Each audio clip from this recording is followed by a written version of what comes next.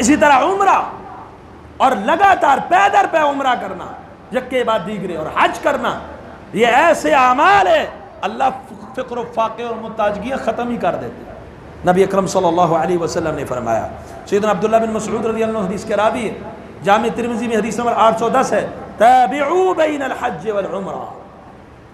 हज और उम्रे में मुताबिअत करो, यानी एक कर लिया हज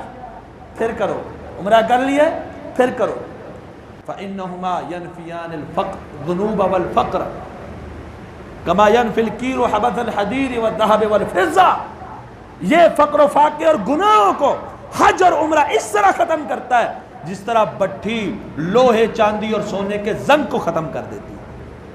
जिस तरह भट्ठी में लोहा डाले जंग ख़त्म हो जाता है, साफ कर देती है उसको, ऐसे ये मोहताजगी को भी ख़त्म कर देता है और गुनाहों को भी ख़त्म कर देता है।